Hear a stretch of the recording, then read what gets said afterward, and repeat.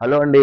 నమస్తే. నా పేరు మునిశేఖర్. ఈరోజు ప్రధాన పత్రికలైనటువంటి 'సాక్షి', 'ఈనాడు' వాటి యొక్క ముఖ్యమైన ఉద్దేశాల గురించి తెలుసుకుందాం. పోతే ఈనాడులోకి వెళ్తే బ్యానర్ వార్తలో ప్రపంచ కప్ నేటి నుంచి ఈరోజు ఫుట్బాల్ ప్రపంచ కప్ అంటండి. దాని గురించి బ్యానర్ వార్త వేశారు. మనసంతా గోల్ గోల.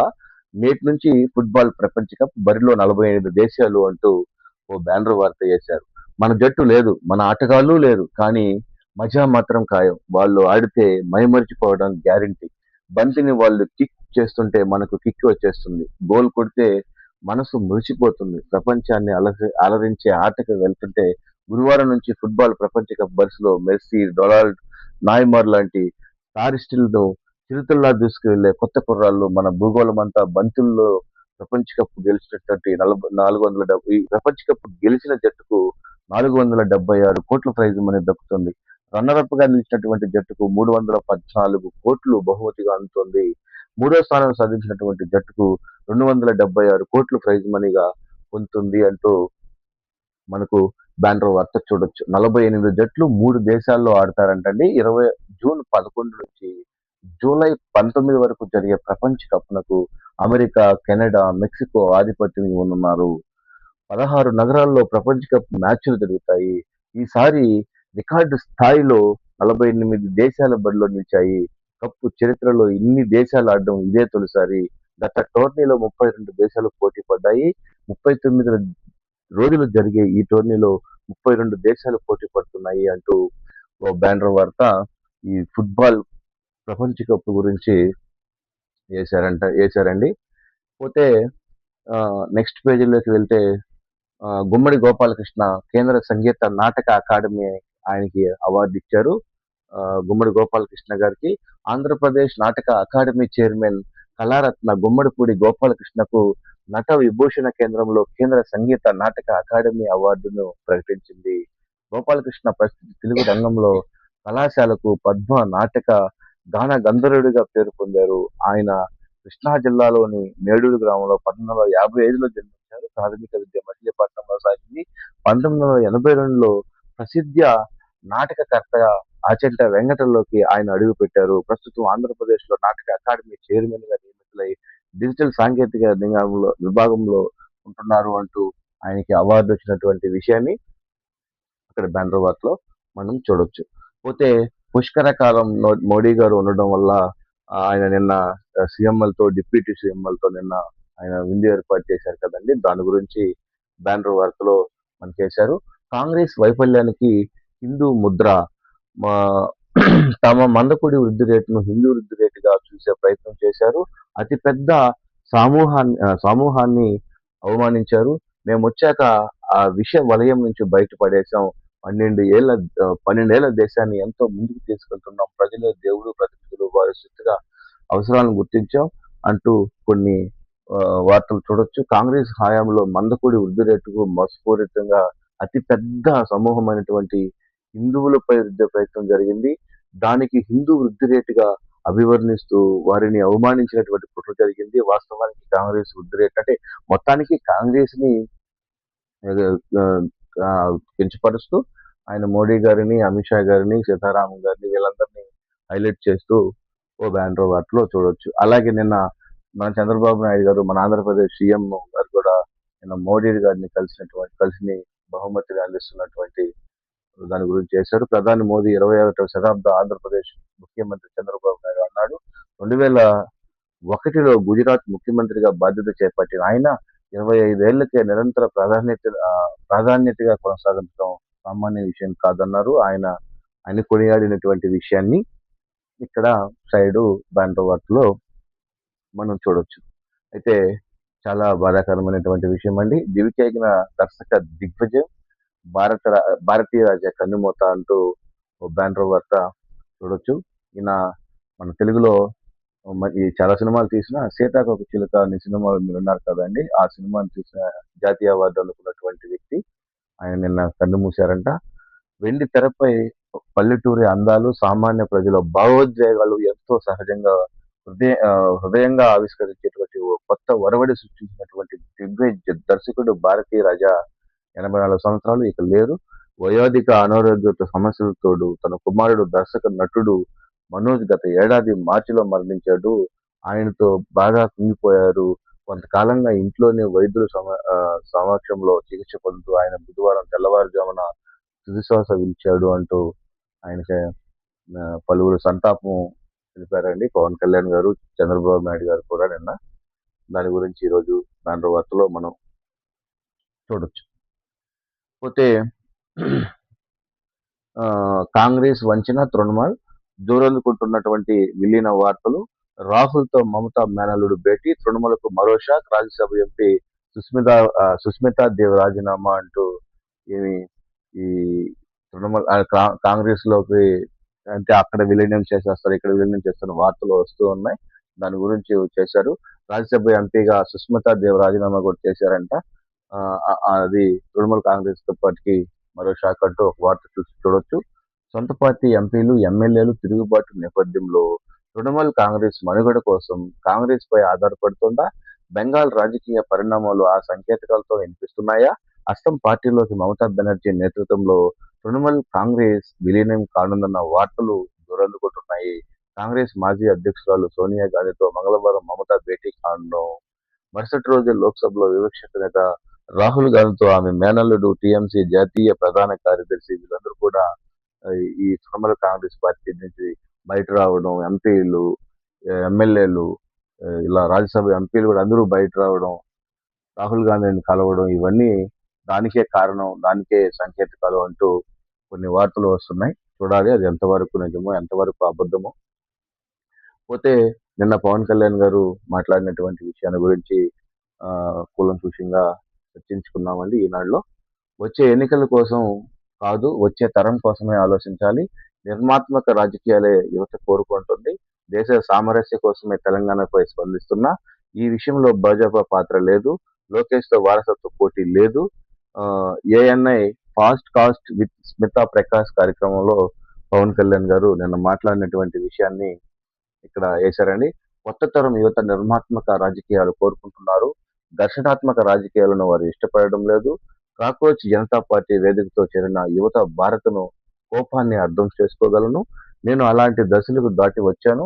దిశ లేని కోపం వల్ల ఉపయోగం పడడం లేదు. ప్రస్తుత పరిస్థితుల్లో నాయకులు తదుపరి ఎన్నికల కోసం కాకుండా తదుపరి తరం కోసం ఆలోచించాలి అని జనసేన అధ్యక్షుడు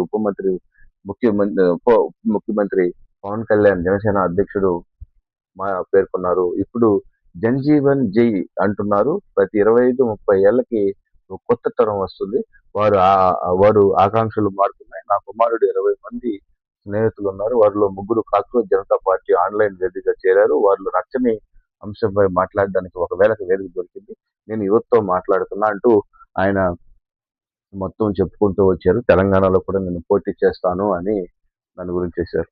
పోతే ఇంకొక వార్త అండి. ఈ యుద్ధం జరుగుతోంది కదా ఇజ్రాయిల్కి, అమెరికాకి. అది రోజు రోజుకి తీవ్రం పెరుగుతూనే ఉంది. దాని ఎఫెక్ట్ మన ఇండియా పైన కూడా పడతా ఉంది. ఇజ్రాయెల్ దాడుల్లో లెబ్నాన్లోని స్వీడన్లో కాలిపోతున్నటువంటి వాహనాలు యుద్ధం తీవ్ర రూపం. ఇరాన్పై విరుచుకుపడుతున్నటువంటి అమెరికా విమానాలు ప్రతిగా బహ్రెయిన్లోను, కువైట్లోను జోర్దార్లపై టెహ్రాన్ దాడులు అంటూ బ్యాండ్రో వార్తలు మనం చూడొచ్చు. భయపడుతున్నట్లే జరుగుతుంది. పశ్చిమాసియాలో యుద్ధం మళ్లీ తీవ్ర రూపం దాలుస్తోంది. హర్మోజ్ జలసంధి సమీపంలో తమ అపాచీ హెలికాప్టర్ కూలిపోవడంతో ఆగ్రహించినటువంటి అమెరికా అధ్యక్షుడు ఇరాన్పై వైమానిక దాడులతో విరుచుకుపడటం ప్రతీక. అమెరికా బలగాలను అతి ద్వయమిస్తున్నటువంటి బహ్రెయిన్పై, కువైట్, జోర్దార్లపై ఇరాన్ దాడులు చేస్తుంది. శాంతి ఒప్పందాలు కుదుర్చుకోవడంలో తీవ్ర జాప్యం చేస్తున్నటువంటి టెహ్రాన్ భారీ మూల్యం చెల్లించుకోక తప్పదని అమెరికా అధ్యక్షుడు డొనాల్డ్ ట్రంప్ హెచ్చరించారు అంటూ ఒక బ్యానర్ వార్త చూడొచ్చు. ఈ యుద్ధ తీవ్ర ప్రభావాలు అన్ని దేశాల మీద పడుతూ ఉంది.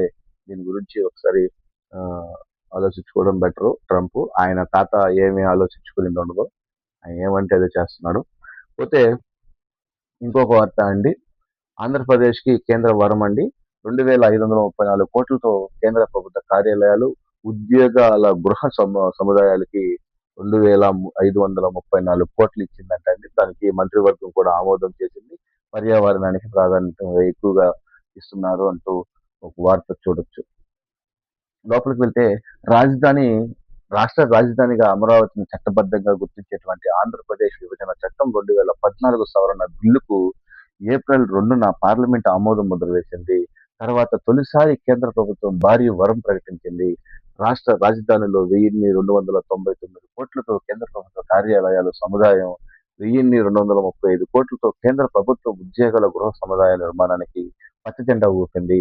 మొత్తం 2534 కోట్లతో విలువైన ఈ ప్రాజెక్టులకు ప్రధానమంత్రి మోదీ ఆధ్వర్యంలో బుధవారం జరిగిన కేంద్ర మంత్రివర్గ సమావేశంలో ఆమోదముద్ర వేసింది. 3 ఏళ్లలో నిర్మాణ పనులు పూర్తి చేయాలన్నదే లక్ష్యం. ఇవి అందుబాటులోకి వచ్చాక కేంద్ర ప్రభుత్వ ఉద్యోగులంతా ఒకే చోట పనిచేస్తూ ఒకే చోట నివాసం ఉంటారు. అమరావతిలో ప్రపంచ స్థాయి వసతి సౌకర్యాలతో ఈ భవనాలు నిర్మిస్తారు. కార్యాలయాలన్నీ ఒకే చోట ఉండటంతో రాష్ట్రంలో కేంద్ర ప్రభుత్వం అందించే సేవలన్నీ వేగం, సామర్థ్యం పెరుగుతాయి. ఒకే చోట 8,000 మంది ఉద్యోగులు పనిచేసేంత వీలుగా ఈ కార్యాలయ సముదాయాన్ని నిర్మిస్తున్నారు అంటూ బ్యానర్ వార్త వేశారండి. ఎట్టకేలకు ఒక సంతోషకరమైనటువంటి వార్తే. దాని గురించి వేశారు. అన్ని కేంద్ర కార్యాలయాలు, అలాగే రాష్ట్ర కార్యాలయాలు అన్నీ కలిసి ఒకే చోట పనిచేస్తూ చేసేదాని కోసం నిన్న 2,534 కోట్ల రూపాయలు కేంద్రం వరం ఇచ్చింది. దానికి కూడా మంత్రివర్గం ఆమోదం చేసింది. 3 సంవత్సరాల లోపలే దీన్ని కంప్లీట్ చేయాలి అంట. చూద్దాం ఈ వరాన్ని మనం సద్వినియోగం చేసుకుంటామా చేసుకోమా అనేది అది ప్రభుత్వం చేతుల్లో ఉంది. పోతే నిన్న స్టీల్ ప్లాంట్ ప్రమాదం జరిగింది కదా అండి. దానికి జగన్మోహన్ రెడ్డి అక్కడికి వచ్చారు. కొంచెం విచిత్రంగానే కొన్ని మాట్లాడినట్టు కొంచెం ట్రోల్స్ గురవుతున్నారు. కానీ నిన్న వచ్చారు ఆయన, వాళ్ళని పరామర్శించారు.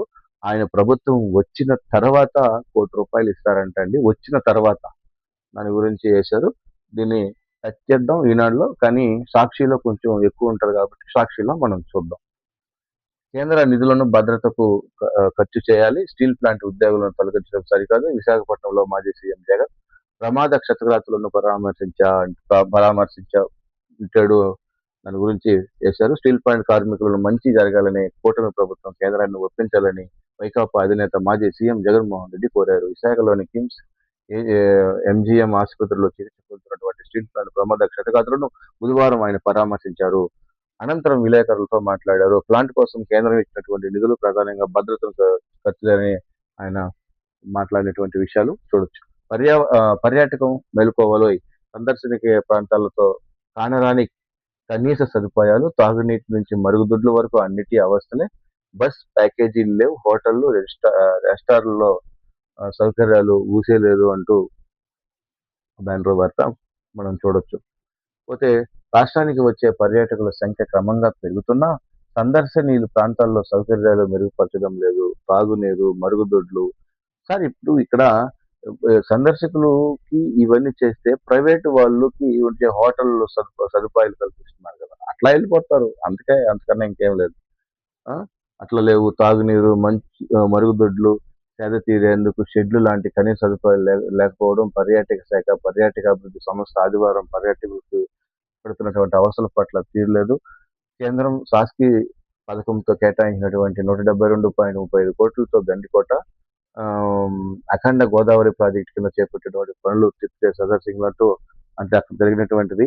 ఎంతమంది వస్తున్నారు రాష్ట్రానికి 2003, 4, 2024లో ఎంతమంది వచ్చారు, 2025, 2026లో ఎంతమంది వచ్చారు అని ఎంతో ఎక్కువ సందర్శకులు వస్తున్నా వాళ్ళకి తగిన సదుపాయాలు లేవు అంటూ బ్యానర్ వార్తలో మనం చూడొచ్చు.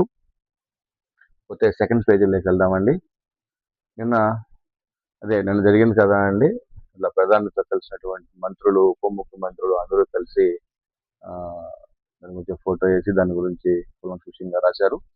పోతే ధర్మవరానికి మెగా చేనేత క్లస్టర్ అంటండి 38 కోట్లతో ఏర్పాటు. మంగళగిరి, పిఠాపురంలోనూ ప్రత్యేక చేనేత ప్రాజెక్టులు అంటూ 2 నెలల్లో కేంద్రం మంజూరు అంటూ చేనేత వాళ్ళకి దాని గురించి చేశారండి. కంచిపట్టు నేతల ప్రసిద్ధి చెందినటువంటి ధర్మవరానికి మెగా చేనేత క్లస్టర్లను కేంద్రం మంజూరు చేసింది. 38 కోట్లతో దీన్ని ఏర్పాటు చేయనుండగా తొలి విడతగా 14.50 కోట్లతో విడుదలకు ఆమోదం తెలిపింది. ఇందులో 2.95 కోట్లు విడుదలయ్యాయి.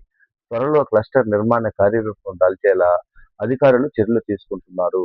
ఇదే కాకుండా మంగళవారంలో 22.35 కోట్లతో చేనేత పార్కు పిఠాపురంలో 12 కోట్లతో చేనేత మౌలిక వసతి కల్పన ప్రాజెక్టుల ఏర్పాటుకు గాను కేంద్రానికి ప్రతిగా పంపారు. 2 నెలల్లో ఈ 2 ప్రాజెక్టులకు మంజూరయ్యేటువంటి అవకాశాలున్నాయి అంటూ చేనేత క్లస్టర్లకు గాను వాళ్ళకి తోడుగా ఇవి ఏర్పాటు చేస్తున్నారండి. పోతే ఇవన్నీ చదువుకున్నాం. గుమ్మడి గోపాలకృష్ణకి సంగీత అవార్డు వచ్చినటువంటిది అది చదువుకున్నామండి. ఇంకేమున్నాయి? ఇది చదువుకున్నాం. అమరావతికి కేంద్రం వరం ఇచ్చింది, దాని గురించి చదువుకున్నామండి. ఈ పర్యాటకం మేల్కోవాలి అంటూ దాని గురించి కూడా కంటిన్యూషన్ వార్తే చూద్దాం. 3వ పేజీ కూడా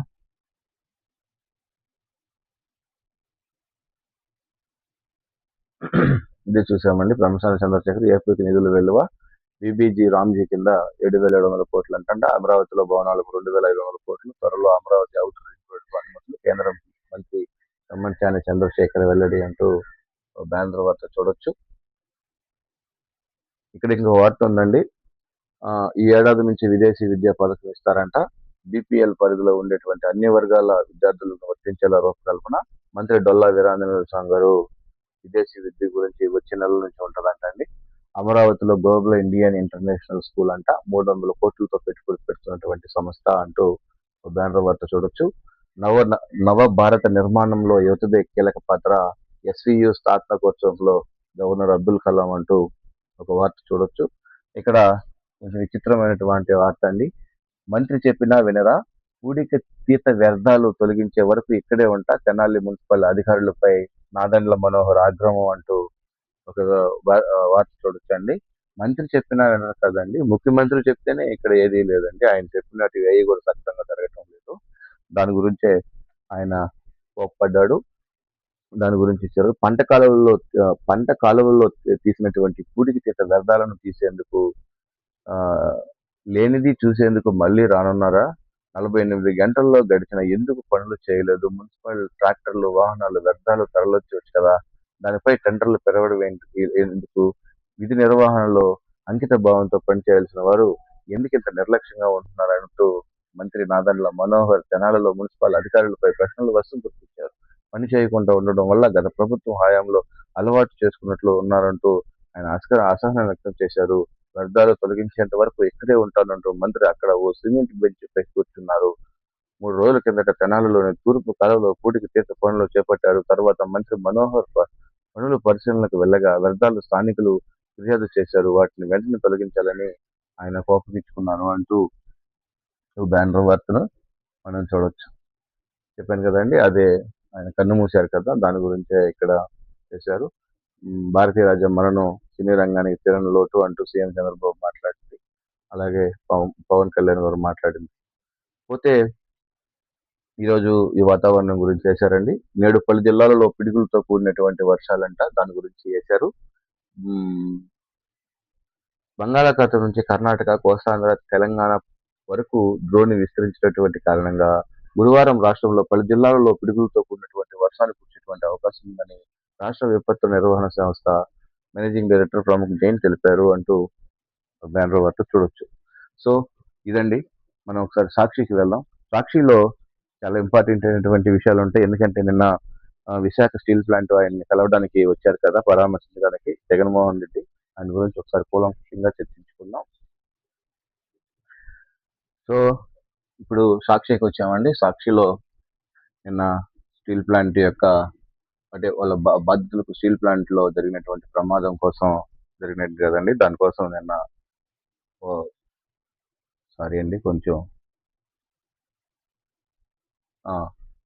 ఆ ప్రమాదాలు జరిగినటువంటి కాడికి నిన్న జగన్ పరామర్శకు వచ్చారు. దాని గురించి ఈరోజు సాక్షిలో కొంచెం ఎక్కువగా ఉంటుంది. అది ఆయన పేపర్ కాబట్టి దీంట్లో సాక్షి చదివితే కొంచెం కిక్ ఉంటుంది కాబట్టి మనం సాక్షిని చదవం. పోతే కోటి పరిహారం ఇవ్వాల్సిందే, విశాఖ స్టీల్ ప్లాంట్ ప్రమాద బాధితుల కుటుంబాలకు మాజీ సీఎం వైఎస్ జగన్ ఓదార్పు అంటూ నిన్న ఒక బ్యానర్ వార్త చేశారండి. ఒక బ్యానర్ వార్త ఏంటంటే ప్రతి పేపర్లోనూ ఇదే ఉంటుంది, దాని గురించి చేశారు. 1.72 కోట్లు బాధితులకు హక్కు వచ్చివే, రాష్ట్ర ప్రభుత్వం ఇచ్చింది 0. ఇటువంటి సందర్భంలో మానవత్వం చూపాలి. మీరు ఇవ్వని పక్షంలో ఆ ప్రభుత్వం వచ్చిన నెల రోజుల్లోనే బాధితులకు పరిహారంగా అందిస్తా. నాడు ఎల్జీ పాలిమర్స్ ప్రమాద సమయంలో దేశంలోనే లేని విధంగా ఆదుకున్నాం. బాధిత కుటుంబానికి కోటి పరిహారంతో పాటు ఉద్యోగాలు ఇచ్చాం. అదే తరహాలో ఇప్పుడు ఆదుకోవాలి. ఈ ప్రభుత్వాన్ని డిమాండ్ చేస్తున్నా. ఈ ఘటనలో కార్మికులకు తప్పేమీ లేదు. లోకేష్ మాటలు వింటే ఇటువంటి మనుషులు కూడా ఉంటారా అని అనిపిస్తోంది అంటూ ఆయన నిన్న మాట్లాడినటువంటి మాటలు ఇక్కడ వేశారండి ప్రధానంగా. కానీ ఒకటండి, ఆ రోజు ఎల్జీ పాలిమర్స్ ఘటన జరిగినప్పుడు ఆ రోజు 14 మంది చనిపోయినప్పుడు జగన్మోహన్ రెడ్డి నేను కోటి రూపాయలు ఇప్పించాను. కానీ ఈరోజు 1.72 కోట్లు నువ్వు ఇచ్చేది ఏంది ఏదో సంథింగ్ అని జగన్మోహన్ రెడ్డి గారు నిన్న వాడారు. దాని గురించి సోషల్ మీడియాలో గందరగోళంగా చేశారండి. పోతే ఏకంగా అసెంబ్లీలోనూ తీర్మానం కూడా చేసిన కేంద్రం పంపించాం. స్టీల్ ప్లాంట్లపై చంద్రబాబు నాయుడు చిత్తశుద్ధి ఉంటే అసెంబ్లీ తీర్మానం చేసి కేంద్రానికి పంపించాలి అంటూ ఇలా పేపర్ కాబట్టి కొంచెం ఎక్కువగా రాశారు. దాని గురించే లోపల పేజీలో ఉంటది. అన్ని చూడొచ్చు మనం. పోతే ఆయన కన్ను మూశారు కదా అండి భారతరాజా గారు, దాని గురించి చేశారండి. నిరుద్యోగిపై అచ్చెనేత అరాచకం, టీడీపీ నాయకుడి వేధింపులు తాళలేక కృష్ణా జిల్లా కేంద్రమైనటువంటి మచిలీపట్నంలోని యేసుమణి అనే ఆశా వర్కర్ ఆత్మహత్యానికి పాల్పడింది. తన ఈ పరిస్థితికి టీడీపీ నాయకుడే కారణం అంటూ వాపోయింది అంటూ దాంట్లో వార్తలో మనం చూడొచ్చు. ఏంటి సాక్షి చదివి కొద్దిగానే చెప్పి మానేశారైనా, ఎట్లా లోపల పేజీలో ఉంటుంది. దాని గురించి ఎలాగో సోషల్ మీడియాలో కూడా ఉంది, చూద్దాం. పోతే కేంద్రం లెక్క అవినీతి పక్క, అమరావతి నిర్మాణ పనుల్లో భారీగా వ్యయాసం అంటూ అమరావతి గురించి రాశారండి. హైరేజ్ బిల్డింగ్లకు సాక్షిగా మరోమారు అవినీతి బట్టబయలు, సెంట్రల్ సెక్రటరియట్ నిర్మాణానికి చదరపు అడుగు కేంద్రం 5,587.44 కోట్లు మంజూరు, రెసిడెన్షియల్ కాంప్లెక్స్ నిర్మాణానికి చదరపు అడుగుకి 3,395.39 కోట్లు.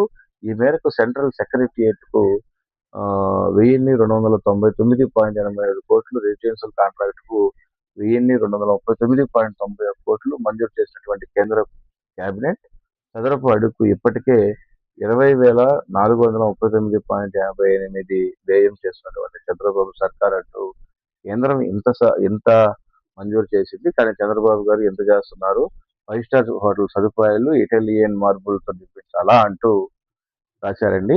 కానీ రుషికొండ ప్యాలెస్ మీద అడిగితే చాలా బాధలు ఉంటాయి. రుషికొండ ప్యాలెస్ మీద మాత్రం అది సొంత భవనాలకి ఎంత వెచ్చించారో తెలియదు, కానీ మన రాజధానికి కట్టుకుంటే ఈ విధమైనటువంటి ఏడుపులు ఉంటాయి. దాని గురించి బ్యానర్ వార్త చూడొచ్చు. కాంగ్రెస్ వైఫల్యాలకు హిందువులపై నిందలు, కాంగ్రెస్ అదే నిన్న మోడీ గారు జరిగినటువంటి పుష్కర కాలం జరిగినటువంటి సమావేశంలో ముఖ్యమంత్రులు ఉప ముఖ్యమంత్రులుగా మీట్ అయినటువంటి సందర్భాల గురించి రాశారండి. దాని గురించి అందుకనే మేము చేస్తున్నాం. బీచ్లు ఇక బార్లు, తీరాల్లోనూ సీసా సింధులు అంటూ బ్యానర్ వార్త చూద్దాం. ఎగిసి పడుతున్నటువంటి టీడీపీ మద్యం సిండికేట్ అలలు విశాఖపట్నం, చీరాల బీచ్లతో 12 ప్రదేశాల్లో గుర్తించారు. ఇతర జిల్లాల్లోనూ జనవరి నాటికి బీచ్లు, బార్లు మసాయిదులుగా ఖరారు చేసినటువంటి ఎక్సైజ్ శాఖ ఇంకా ఉత్తర్వులు తరువాయి అంటూ దీన్ని మందు గురించి ఒక వార్త రాశారండి. పోతే కొనసాగుతున్న విభిన్న వాతావరణం కరెక్ట్ అండి. ఒక పక్క వానలు, ఒక పక్క ఎండలు మాత్రం దంచి కొడుతున్నాయి. దాని గురించి మాత్రం రాశారు. నోట్లు ప్లాస్టిక్ రూటు, పాలిమర్ నోట్లపై ఆర్బీఐ బిగ్ ప్లాన్, భారీ ముద్రణ వ్యయానికి అడ్డుకట్టే లక్ష్యం, ప్రతిపాదనలతో త్వరలో నిర్ణయం, నకిలీలకు ఇక నో ఎంట్రీ, పేపర్ కరెన్సీ సమస్యలకు చెక్ అంటూ కరెన్సీ కొత్త అవతారం అంటూ ఒక బ్యానర్ వార్త. భారత్లో ఇక ప్లాస్టిక్ నోట్లు రెపరెపలాడుతున్నాయా, కాగిత కరెన్సీ నోట్లకు బదులుగా ఎక్కువ కాలం మన్నే ప్లాస్టిక్ నోట్లను ప్రవేశపెట్టడంపై రిజర్వ్ బ్యాంక్ మళ్లీ కసరత్తు చేస్తుండటంతో ఇప్పుడు అందరి నోట ఇదే టాక్ నడుస్తుంది. కరెక్టే అండి. సోషల్ మీడియాలో కూడా దీని గురించి ఎక్కువగా వస్తూ ఉంది. 10 ఏళ్ల క్రితం పెద్ద నోట్లు రద్దు తర్వాత డిజిటల్ లావాదేవీలు భారీగా పెరుగుతున్నప్పటికీ కరెన్సీ వాడకం కూడా అంతంతగా ఎగబాగుతుంది. దీంతో ముద్రణ నిర్వహణ ఖర్చు తడిసి మోపిడవుతుందేమో అని ఏటా సుమారు 5,000, 6,000 కోట్లు వెచ్చించవలసి వస్తుంది అంటూ ఓ బ్యానర్ వార్త చేశారండి. పోతే కరకట్టు ఇంటి గుట్టు రట్టు ఆస్తి నాది కాపురం బాబుది అంటూ ఓ బ్యానర్ వార్త చూడొచ్చు. కరకట్టపై సీఎం చంద్రబాబు నివాసం ఉంటున్నటువంటి ఇల్లు తమదేనని ఎన్నికల అఫిడవిట్లో వెల్లడించిన రాజ్యసభ జనసేన అభ్యర్థి లింగమనేని ఉండవల్లిలో సర్వే నెంబర్ 272, 274లో 1.32 ఎకరాల భూమిని, అందులో 5,994 చదరపు అడుగుల తనదని పేర్కొన్నటువంటి రమేష్ అంటూ కేంద్ర శాటిలైట్ మ్యాపుల ప్రకారం ఆ సర్వే నెంబర్లో ఉంది సీఎం చంద్రబాబు అధికారిక నివాసమే. ఆ భూమి ప్రస్తుత పరిస్థితులకు అఫిడవిట్లో స్పష్టంగా పేర్కొనని లింగమనేని ప్రభుత్వంతో లీజు ఒప్పందం ఈ ఏడాది ఫిబ్రవరిలో చేసుకుంటున్నటువంటి ప్రస్తావన అంటూ వెంటబడుతుంది. లోపల 10లో ఉన్నది. దాని గురించి కూలంకషంగా మాట్లాడుకునేదానికి ఇంకొక వార్త అండి, చాలా ఇంపార్టెంట్ అయినటువంటి వార్త. నేడు వైఎస్ జగన్ ప్రెస్ మీట్ ఉంటుందంట అండి, చూడాలి. రేపు కూడా సాక్షి వాళ్ళకి మంచి ఇది. వైఎస్ఆర్సీపీ అధ్యక్షుడు మాజీ ఉప ముఖ్యమంత్రి వైఎస్ జగన్మోహన్ రెడ్డి గురువారం మీడియా సమావేశం నిర్వహించనున్నారు. తాడేపల్లిలో వైఎస్ఆర్సీపీ కేంద్ర కార్యాలయంలో ఉదయం 11 గంటలకు సమకాలీక అంశాలపై ఆయన మీడియాతో మాట్లాడుతున్నారు అంటూ బ్యానర్ వార్త. టీఎంసీకి మరో ఎదురు దెబ్బ, ఇరాన్పై అమెరికా దాడులు, సింధు శుభారంభం. ఆస్ట్రేలియన్ ఓపెన్ బ్యాడ్మింటన్ టోర్నీలో భారత జట్టు స్టార్ షట్లర్ పివి సింధు శుభారంభం చేసిందంట అండి. దాని గురించి చేశారు. పోతే సెకండ్ పేజీకి కూడా వెళ్దాం. సెకండ్ పేజీలో మొత్తం అదేనండి, బల ప్రదర్శన చేశారండి. ఆయన మామూలుగా ఓదార్పు యాత్ర లేనట్టుందండి, బల ప్రదర్శన మాత్రం ఉంటుంది. అది సాధారణమే. ఆయన ఎయిర్పోర్ట్ వద్ద కాడ నుంచి ఆయన ఎలాగే ఉంటుంది, కోటి పరిహారం ఇవ్వాల్సిందే.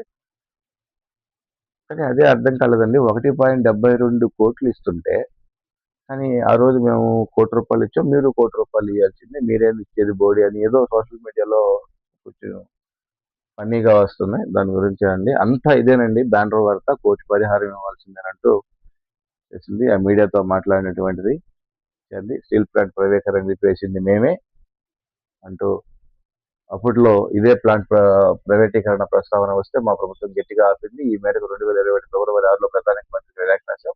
ఏ రకంగా చేసినా ఈ ప్లాంట్ నిలబెట్టారో అందులో చాలా వివరంగా వివరించాం.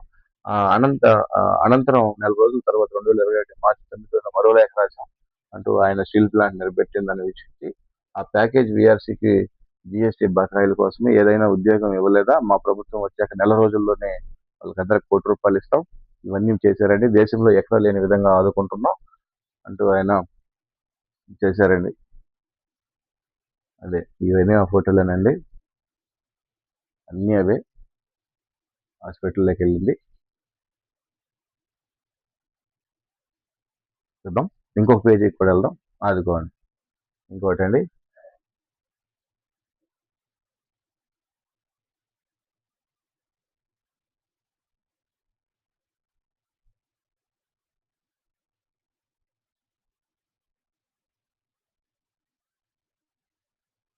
చూడండి, నా భర్త డ్యూటీలోకి వెళ్ళిన పైసా ఇవ్వలేదు అంటూ బ్యానర్ వార్త. ఓకే అండి, చాలా టైం అయిపోయింది, కొంచెం డ్యూటీకి వెళ్ళాలి. కంటెంట్ నచ్చితే లైక్ చేయండి, సబ్స్క్రైబ్ చేయండి. Thank you.